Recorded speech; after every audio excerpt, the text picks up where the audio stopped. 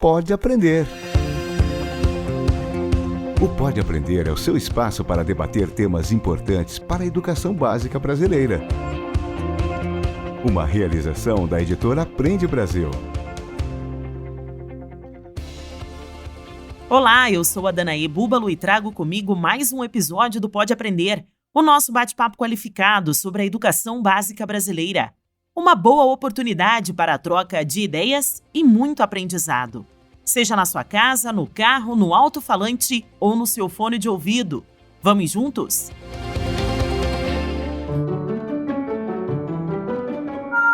Isso não é só uma questão do valor que eu pago no final do mês.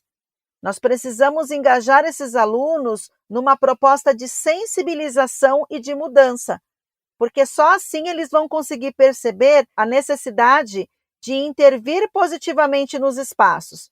Nós não podemos esquecer do papel importantíssimo que a educação, que a escola tem na formação do cidadão consciente, né? Então, trabalhar em cima dessa temática do consumo consciente, da eficiência energética, é algo fundamental.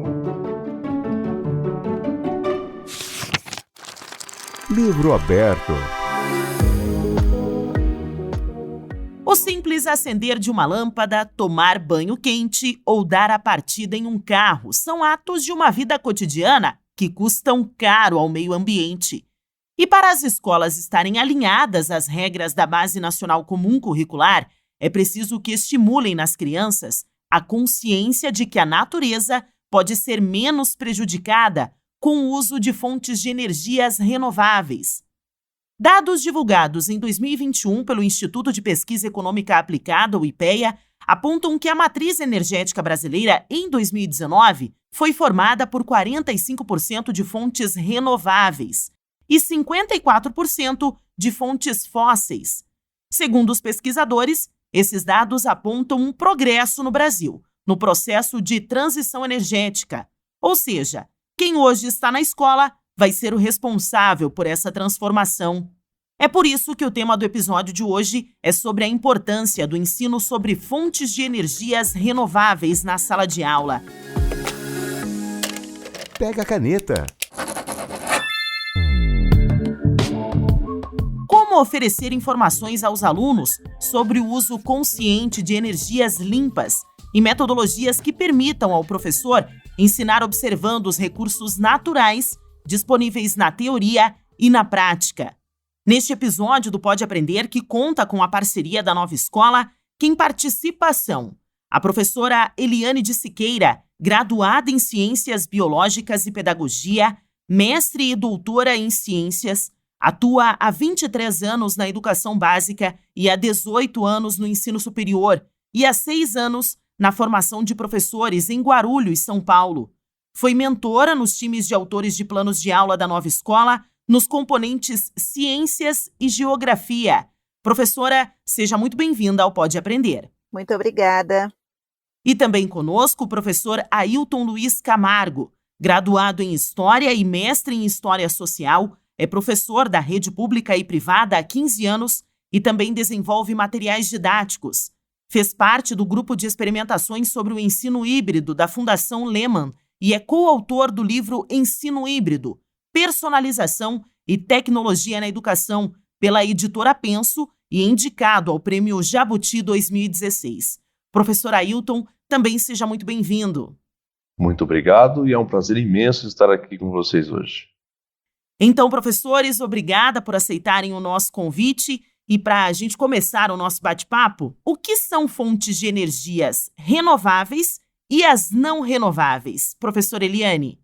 Bom, então vamos lá. Acho que essa é uma primeira diferenciação muito importante para que a gente possa seguir com a discussão desse tema. Quando nós pensamos em fontes de energia renováveis, nós estamos falando dos recursos naturais que são utilizados para a produção dessa energia. Então, renovável são todos aqueles recursos considerados inesgotáveis. Inesgotáveis no sentido de que a própria natureza consegue ir repondo esses recursos. Então, por exemplo, se nós pensarmos na luz do sol, ela é um recurso renovável, porque diariamente nós temos a presença da luz do sol. Os ventos, né, um recurso renovável, se renova constantemente de maneira natural. Já quando nós falamos das fontes não renováveis, são aquelas que os recursos utilizados na produção não possuem essa renovação. Então, se nós pegarmos aqui como exemplo o petróleo ele é um recurso não renovável. Então, significa que a fonte de produção ela pode se esgotar. E agora, falando dessa energia renovável, quais são as mais utilizadas no Brasil, professora? No Brasil, as principais fontes de energia que nós temos ainda são as hidrelétricas, né? Então, elas correspondem aí a mais da metade da geração de energia no nosso país. Nós temos uma tendência de investimentos e de ampliação de outras fontes, e aí principalmente a solar e a eólica, que cresce aí amplamente no país, e existe alguns estudos que estimam que até 2050 a quantidade de energia gerada por painéis solares, ela ultrapasse os 128 gigawatts. Então, é uma tendência de ampliação desse uso com outras fontes renováveis, né? As famosas produções aí que incluem a energia limpa. E, professora, quais são os impactos positivos ao usar a energia renovável? Com relação aos impactos, para que a gente consiga pensar nesses impactos de maneira mais ampla, é importante a gente considerar os pilares da sustentabilidade, né? Então, olharmos para o aspecto ambiental, para o aspecto econômico e para o aspecto social. Então, considerando o uso dessas energias renováveis sobre a ótica aí dos pilares da sustentabilidade, nós temos a questão do uso racional dos recursos naturais, temos ainda a concepção de mais empregos com a expansão do setor de produção dessas energias, né? A própria autonomia energética para os países, a manutenção, que é muito menor do que quando nós pensamos em outras fontes. Isso também gera uma questão econômica a longo prazo, e aí a gente tem aí já o social e o econômico sendo contemplado, e o principal deles, claro, que é o aspecto ambiental, né? Para que a gente consiga restabelecer o equilíbrio aí de todos os recursos que nós temos no ambiente, porque à medida que eu utilizo esse recurso de maneira descontrolada, causando impactos negativos, eu preciso considerar que outros seres vivos também dependem desses recursos. Então, você começa a gerar um problema de desequilíbrio que afeta toda a biodiversidade e afeta também os seres humanos, porque nós estamos incluídos dentro desse sistema vivo que se constitui aí o nosso planeta. Bom, agora sabendo o que são essas fontes de energias renováveis e não renováveis e também os impactos que elas causam ao Brasil, né, ao nosso país, eu acho que dá para a gente partir para a questão prática, né? Dentro da sala de aula, professor Ailton, como que a gente pode trabalhar esse tema com os alunos? Bom, primeiramente, essas temáticas são fundamentais para todos os componentes curriculares. Não se trata de uma responsabilidade exclusiva das disciplinas ligadas às ciências naturais, né? Todos os componentes podem e devem trabalhar em algum momento essa temática. Isso é fundamental. Nós não podemos esquecer do papel importantíssimo que a educação, que a escola tem na formação do cidadão consciente, né? Então, trabalhar em cima dessa temática do consumo consciente, da eficiência energética, é algo fundamental para todos os professores da escola, todos, sem exceção. E os projetos podem unir frentes, pode ser multidisciplinar, interdisciplinar, transdisciplinar. Existem vários formatos de se trabalhar com esse tipo de proposta. Dando sequência, então, professor Ailton, existem exercícios práticos que já foram utilizados, até mesmo, como você comentou, que você utiliza em sala de aula, para que façam esses alunos pensarem um pouco mais sobre esse assunto e que você possa recomendar aos nossos ouvintes, aos professores que estão nos acompanhando? Olha, eu já vi vários projetos envolvendo a temática da sustentabilidade, né, e outras ligadas a essa proposta, em matemática, em ciências, analisando conta de água, conta de luz dos alunos, hábitos. O importante é a gente partir do contexto de problemas que o aluno está vivendo ou que ele observa na sociedade naquele momento. Esse é o primeiro passo importantíssimo. No meu caso, em História, eu poderia destacar 2 projetos que eu fiz com as séries iniciais do Ensino Fundamental 2, que trouxeram um resultado muito interessante para mim e que fizeram com que eu aprimorasse essa prática ano após ano. Uma certa vez eu tive um problema com a sala que talvez os professores reconheçam e tenham a mesma dificuldade de muito papelzinho sendo jogado, desperdício de folha de papel e aviãozinho em sala de aula. Então eu pedi para a equipe do bem-estar guardar o lixo de uma semana desses alunos. Então todo dia eles iam lá, recolhiam o lixo e guardavam. Na semana seguinte, eu levei esse lixo para a sala de aula para eles, para a gente fazer um verdadeiro trabalho de arqueologia com aqueles materiais que tinham sido descartados.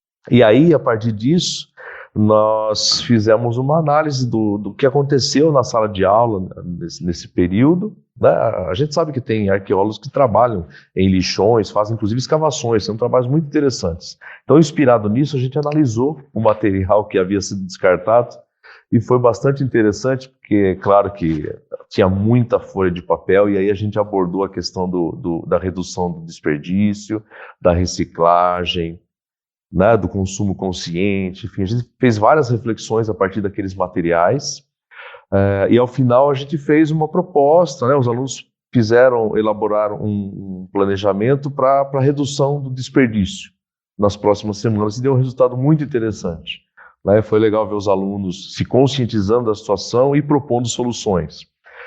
Um outro trabalho que eu gostei bastante também, e que eu costumo fazer, é de comparação, né, tendo em vista a crise hídrica aqui na minha região de Sorocaba, né, com a represa de Tupararanga e tal, a gente faz comparações no uso do rio na antiguidade com o atual. A gente pensa a poluição, a gente pensa a questão do descarte também, né, da consciência do cidadão, enfim. Então, a gente consegue observar através da forma com que os povos antigos pensavam e se relacionavam com a natureza, com o rio, e fazemos um paralelo com os dias de hoje. Produz um resultado muito interessante, e mais interessante ainda é que isso está muito ligado a problemas do contexto atual dos alunos, né? Como a crise hídrica, por exemplo. Professor Ailton, eu vou aproveitar a tua fala da questão hídrica. Por que a energia solar e a eólica, por exemplo, não são largamente exploradas no Brasil?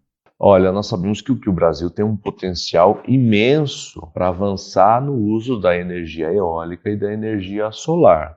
Nós temos regiões que já estão investindo nisso, mas a porcentagem ainda é muito baixa.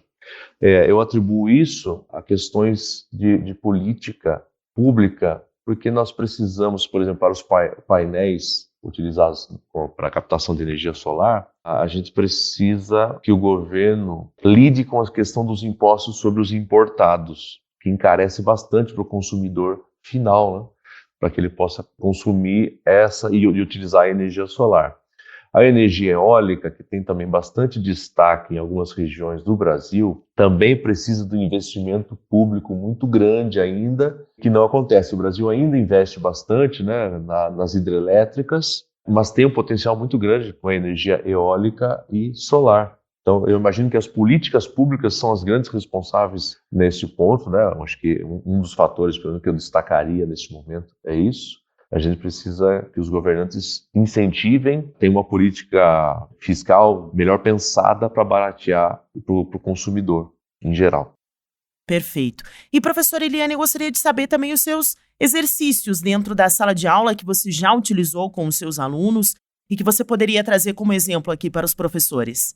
Eu gostaria só de complementar aí uma informação que o Ailton trouxe e já pontuou muito bem com relação ao uso e à exploração da energia eólica e solar no Brasil, a solar, como ele mesmo disse, né, a questão dos custos, e ainda temos uma carência de mão de obra especializada para a instalação e manutenção dos painéis solares, né? Então, isso gera, naqueles pilares da sustentabilidade ali que eu falei, a gente já tem um ponto de desequilíbrio, né?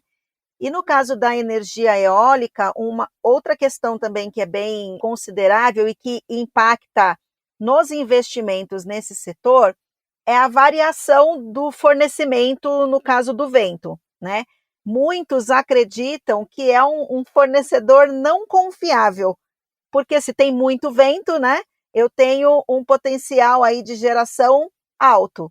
Se a minha fonte de fornecimento aí de recurso, ela diminui, eu tenho também um déficit na produção da energia. Então, esses são alguns obstáculos que precisam desses investimentos, precisam desses estudos, para que a gente consiga, no Brasil, usar esse potencial que o país tem e conseguirmos a produção de uma energia limpa, de fato eficaz, para atender às necessidades da população. Aí, com relação à sua segunda questão, né, as atividades, né, o trabalho com esse tema em sala de aula, então, para mim, o principal disparador, concordo com o que o Ailton trouxe, o principal disparador é essa percepção do entorno, né? Então, quando nós mobilizamos e engajamos os estudantes a perceberem o espaço onde eles estão inseridos, a perceberem as ações que eles desenvolvem nesses espaços, o trabalho com a temática, ele muda. Alguns trabalhos, né, que nós já fizemos de fazer com que os alunos possam reconhecer os recursos usados nessa produção. Esse é um ponto, porque nós falamos da energia de maneira geral, mas e essas fontes, né, como nós começamos nossa conversa hoje? É renovável? Até que ponto ser renovável me permite um uso descontrolado do recurso? Eu não posso pensar que, por ser uma energia produzida a partir da água, e a água é um recurso inesgotável, então vamos gastar bastante energia porque a água nunca vai faltar. De que água nós estamos falando, né? E as demandas para outros processos produtivos que nós temos. Então, mobilizar essas reflexões com relação à fonte de produção, às ações diárias que levam ao desperdício, isso não é só uma questão do valor que eu pago no final do mês.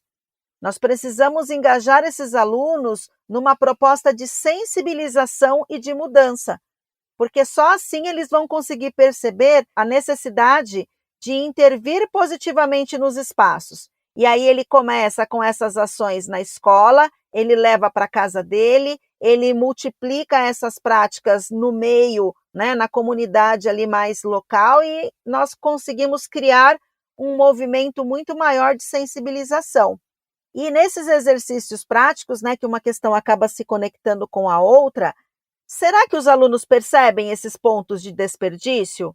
Então, se eu preciso fazer com que isso seja notado, as minhas estratégias pedagógicas, elas precisam conduzir esses alunos, mediar essas situações, para que eles percebam esses pontos de desperdício.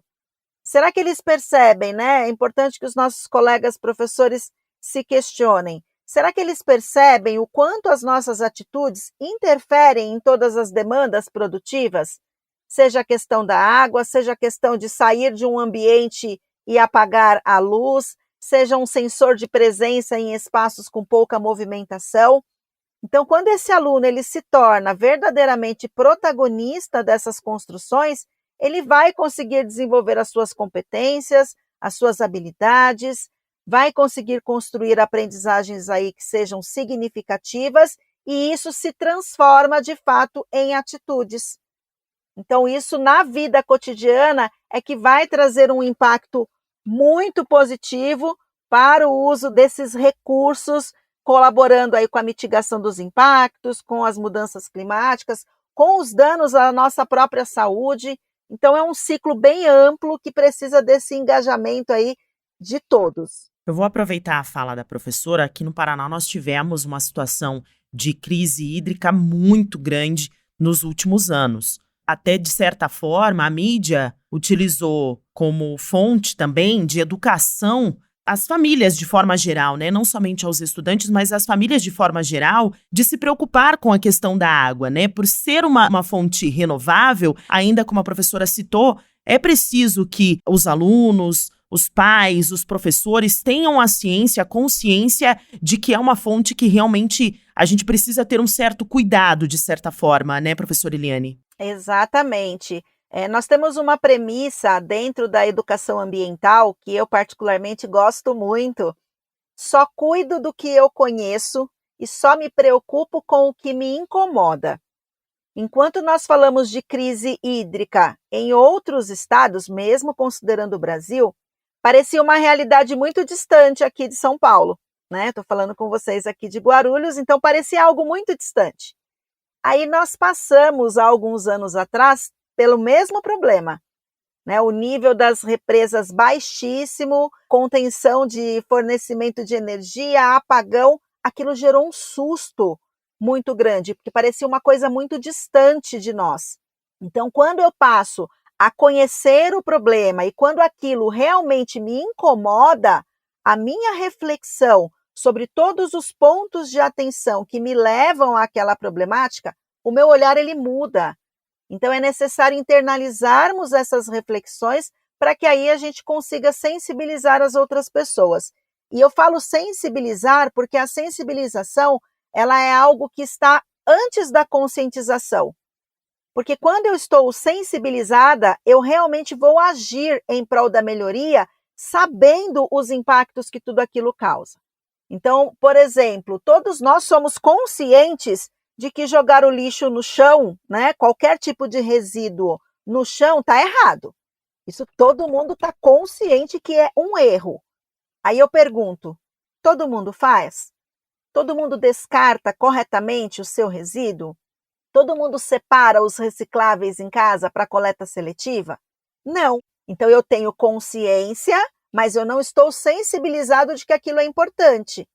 Quando eu mudo a minha atitude e eu percebo o impacto das minhas atitudes em todos os setores, aí eu estou sensibilizado e consciente. Então eu mudo o meu comportamento. E eu acho que isso é o que nós precisamos buscar nas escolas, trazer esse movimento de sensibilização para que a gente restabeleça o equilíbrio aí de muitos aspectos do nosso país. Para se inspirar. Conheça agora um projeto da Nova Escola que estimula a discussão sobre fontes de energias renováveis na sala de aula. Oi, aqui é o Flávio da Nova Escola. Você já se perguntou como usar a educação ambiental nas suas aulas? Bem, o projeto Energia que Educa traz cursos gratuitos para ajudar as professoras e professores no ensino fundamental a desenvolverem e trabalharem o meio ambiente e a sustentabilidade de forma transversal. E o melhor, para você assistir online, quando puder e com certificado incluso. Acesse o link na bio desse episódio e navegue por nossos diversos conteúdos.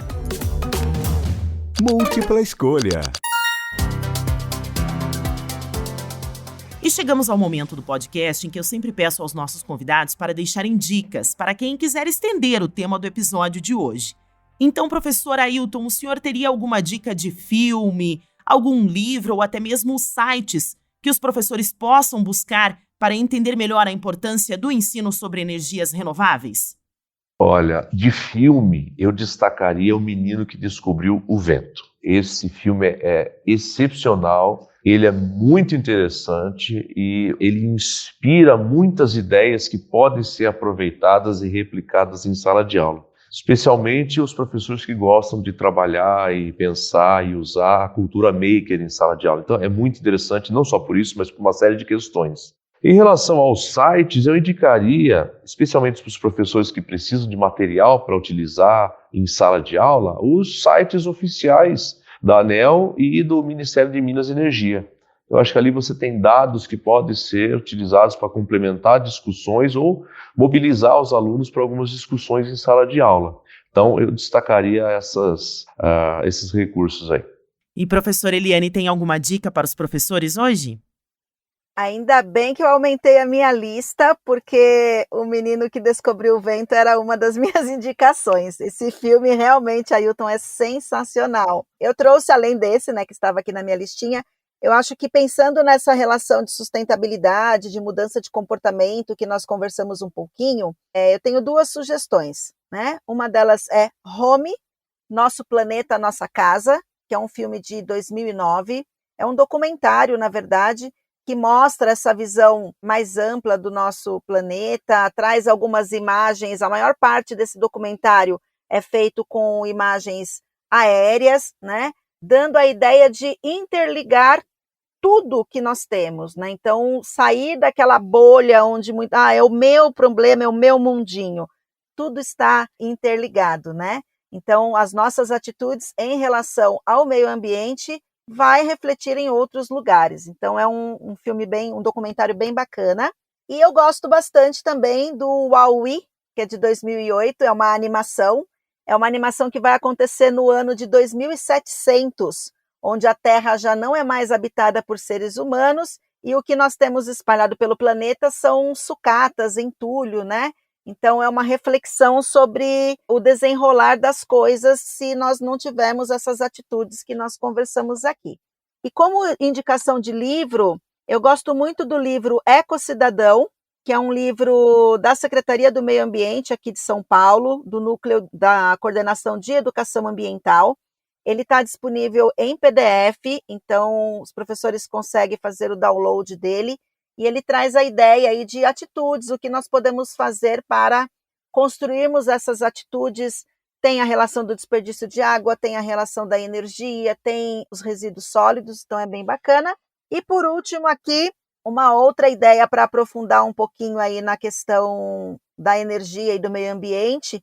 Ele é classificado como uma literatura infanto-juvenil, mas tem muitas informações ali que a gente consegue desenvolver bons projetos, boas propostas, que é um livro que chama Energia, é da coleção Planeta Saudável, foi escrito pela Lucília Garcês, então é um livro bacana para esse aprofundamento, e quem quiser ir um pouquinho além, o Aprendizagem Baseada em Projetos, né, que é o livro do William Bender, que também é bem bacana, e eu acho que a gente consegue fechar um pacote de dicas aí que pode auxiliar bastante os nossos colegas.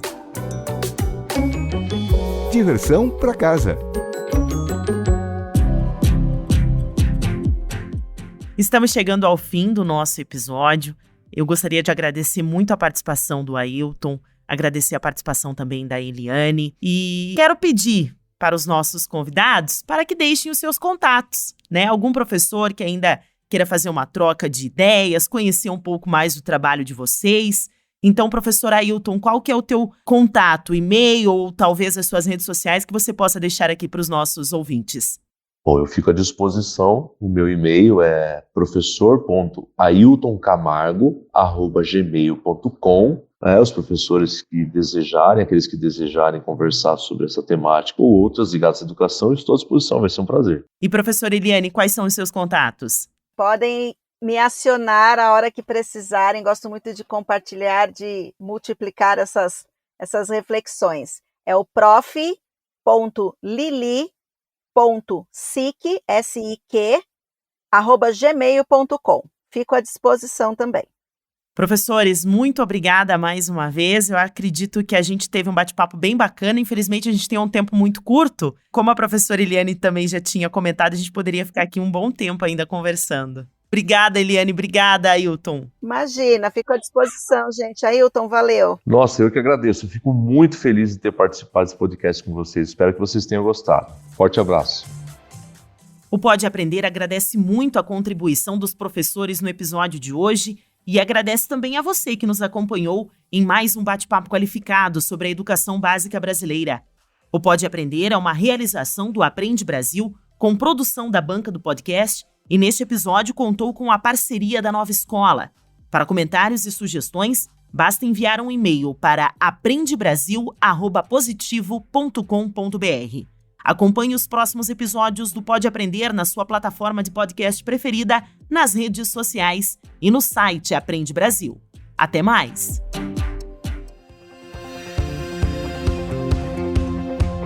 Com produção e edição de banca do podcast, o Pode Aprender é uma iniciativa da editora Aprende Brasil, um futuro melhor por meio da educação.